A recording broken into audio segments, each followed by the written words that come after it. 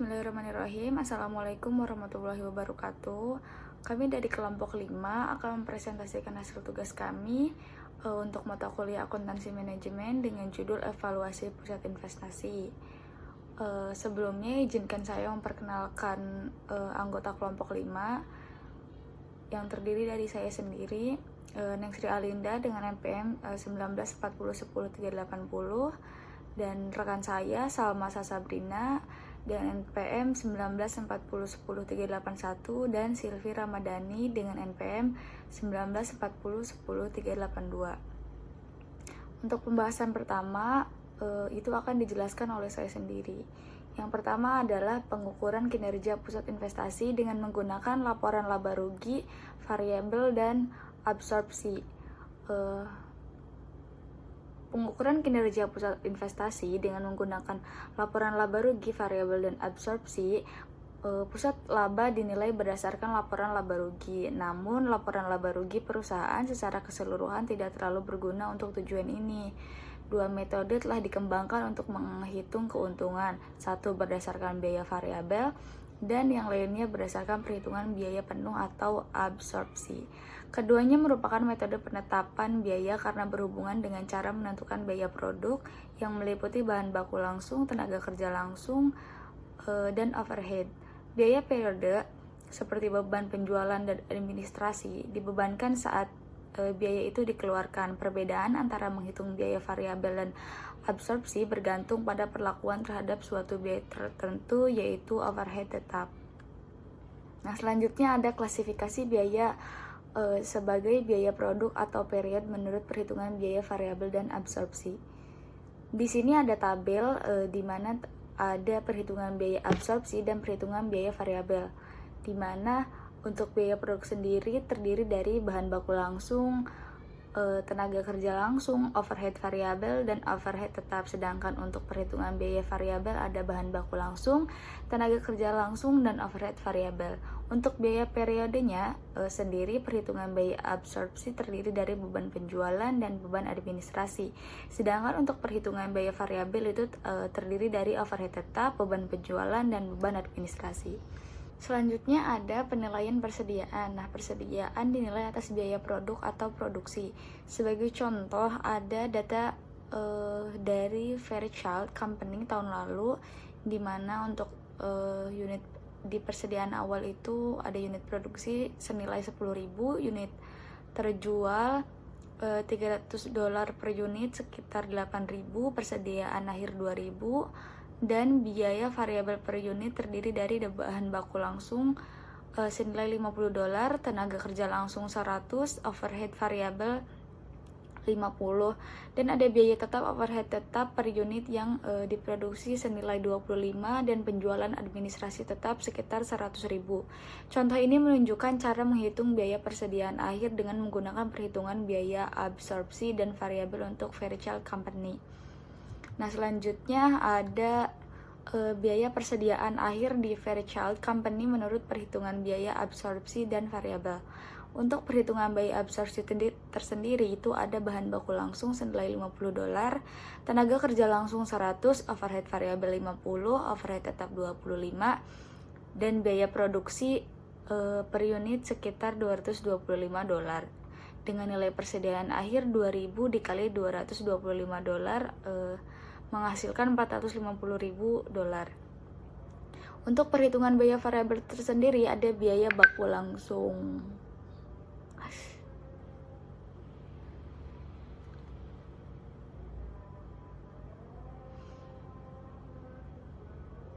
Untuk perhitungan biaya variabel itu ada bahan baku langsung senilai $50, tenaga kerja langsung 100, dan overhead variabel 50, dan biaya produk per unit sekitar $200 dengan nilai persediaan akhir 2.000 dikali $200 sama dengan $400.000. Assalamualaikum warahmatullahi wabarakatuh. Perkenalkan, nama saya Salma Sasabrina akan melanjutkan presentasi dari rekan saya.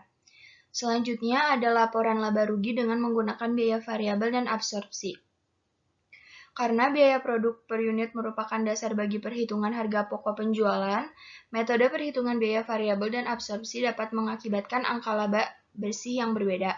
Perbedaan tersebut terjadi karena jumlah overhead tetap yang dinilai sebagai beban pada kedua periode. Dengan menggunakan data dari Fairchild Company sebagai contoh, laporan laba rugi Fairchild Company menurut perhitungan biaya absorpsi dan variabel. Dan ini di sini ada data Fairchild Company, laporan laba rugi menurut perhitungan biaya absorpsi. Penjualan 300 dikali 8.000 sama dengan $2.400.000 dikurangi harga pokok penjualan 1.800.000, margin kotornya 600.000 dikurangi beban penjualan dan administrasi 100.000 dan laba operasinya 500.000. Harga pokok penjualan didapati dari biaya unit produksi dikali unit terjual, yaitu 225 dikali 8.000 hasilnya $1.800.000. Selanjutnya, laporan laba rugi menurut perhitungan biaya variabel dari Fairchild Company. Penjualan 300 dikali 8.000 hasilnya $2.400.000, harga pokok penjualan variabelnya $1.600.000, margin kontribusinya $800.000, dikurangi beban tetap, yaitu overhead tetap $250.000, penjualan dan administrasi tetapnya $100.000 dan $350.000, laba bersihnya $450.000. Harga pokok penjualan didapati dari biaya unit produk variabel dikali unit terjual, yaitu 200 dikali 8.000 hasilnya $1.600.000. Hubungan antara produksi, penjualan, dan laba. Hubungan antara laba menurut perhitungan biaya variabel dan laba menurut perhitungan biaya absorpsi berubah ketika hubungan antara produksi dan penjualan berubah. Jika barang yang terjual lebih banyak dari yang diproduksi, maka laba menurut perhitungan biaya variabel akan lebih tinggi dari laba menurut perhitungan biaya absorpsi. Menurut perhitungan biaya absorpsi, unit-unit yang keluar dari persediaan mengandung overhead tetap dari periode berjalan. Pengukuran kinerja pusat investasi dengan menggunakan ROI. Pusat-pusat investasi umumnya dievaluasi berdasarkan pengembalian atas investasi. Ukuran-ukuran lainnya seperti laba. Kinerja pusat investasi adalah pusat pertanggungjawaban yang hasil kerjanya diukur berdasarkan laba dan jumlah investasinya dengan ukuran yang digunakan untuk mengukur hasil kerja oleh sebuah pusat laba, karena pusat laba mempunyai wewenang terhadap masuk dan keluarnya laba. Dengan demikian, pusat laba sebenarnya juga merupakan pusat investasi. Pengembalian atas investasi.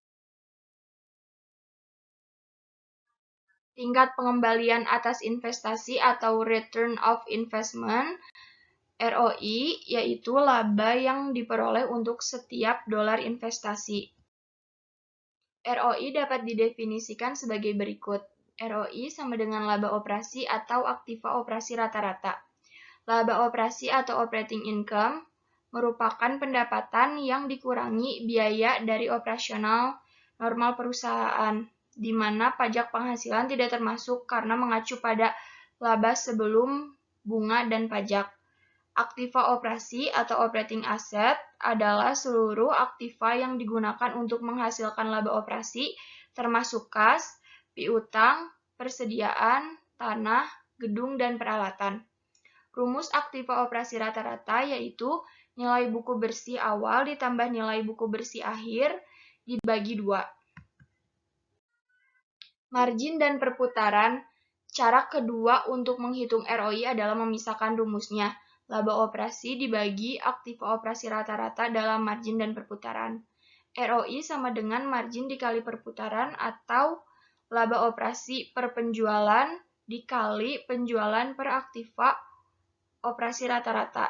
Penjualan dalam rumus di atas dapat dihapuskan untuk menghasilkan rumus ROI yang awal, yaitu laba operasi dibagi aktiva operasi rata-rata.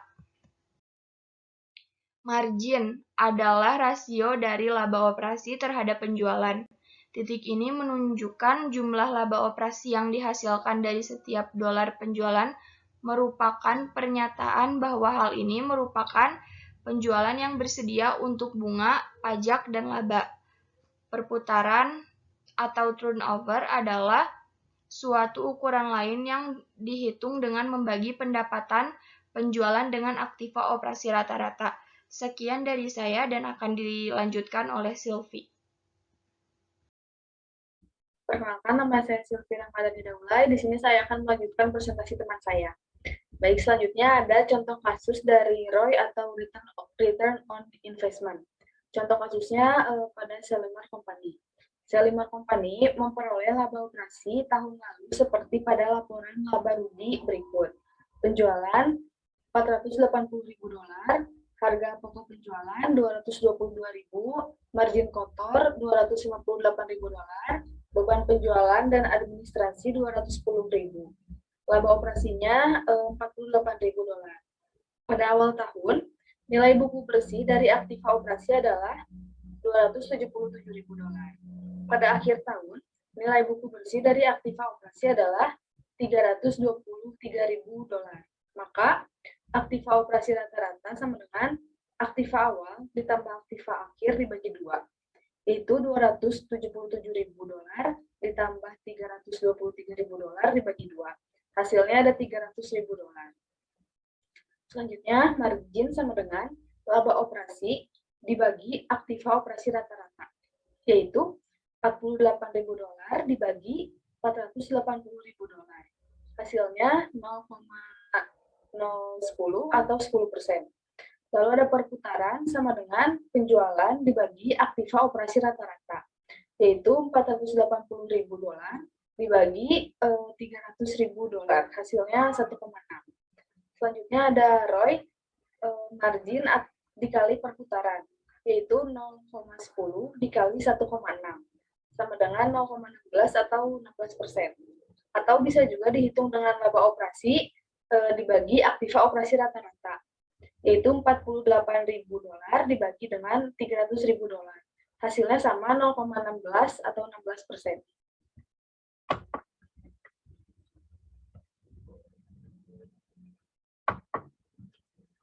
Lalu ada keunggulan ROI. Yang pertama, ROI mendorong manajer untuk fokus pada hubungan antara penjualan, beban, dan investasi sebagaimana yang diharapkan dari seorang manajer pusat investasi. Lalu yang kedua ada ROI mendorong manajer untuk fokus pada efisiensi biaya dan efisiensi aktiva operasi. Kelemahan pengukuran ROI. Yang pertama ada ROI mengakibatkan fokus yang sempit pada profitabilitas divisi yang mengorbankan profitabilitas keseluruhan perusahaan. Selanjutnya juga ROI mendorong para manajer untuk fokus pada kepentingan jangka pendek dengan mendorongkan kepentingan jangka panjang. Beberapa langkah meningkatkan kinerja menurut Ruth Lansford. Yang pertama ada memberhentikan 5 pegawai penjualan yang menerima gaji tertinggi, lalu mengurangi anggaran pemeliharaan sampai 75%, memotong anggaran iklan kuartal keempat sampai 50%, menunda seluruh promosi pegawai dalam divisi selama 3 bulan, dan yang terakhir menggunakan bahan baku yang lebih murah untuk produksi selama kuartal keempat. Mengukur kinerja pusat investasi dengan menggunakan laba residu dan nilai tambah ekonomi. Yang pertama, laba residu. Mengukur kinerja pusat investasi dengan menggunakan laba residu dan nilai tambah ekonomi. Laba residu sama dengan laba operasi dikurangi dalam kurung tingkat pengembalian minimum dikali aktiva operasi rata-rata. Selanjutnya ada nilai tambah ekonomi. Cara khusus menghitung laba residu adalah nilai tambah ekonomi. Nilai tambah ekonomi atau Economic Value Added, EVA, adalah laba bersih, laba operasi dikurangi pajak, dikurangi total biaya modal tahunan. Pada dasarnya, EVA adalah laba residu dengan biaya modal sama dengan biaya modal aktual dari perusahaan sebagai ganti dari suatu tingkat pengembalian minimum yang diinginkan perusahaan karena alasan lainnya. Menghitung EVA. EVA adalah laba bersih atau laba operasi setelah pajak dikurangi biaya modal yang dipakai. Biaya modal yang dipakai adalah persentase aktual dari biaya modal dikali dengan total modal yang dipakai. Persamaan EVA dinyatakan sebagai berikut. EVA sama dengan laba operasi setelah pajak dikurangi dalam kurung persentase biaya modal aktual dikali total modal yang dipakai. Sekian dari kelompok kami. Terima kasih. Wassalamualaikum warahmatullahi wabarakatuh.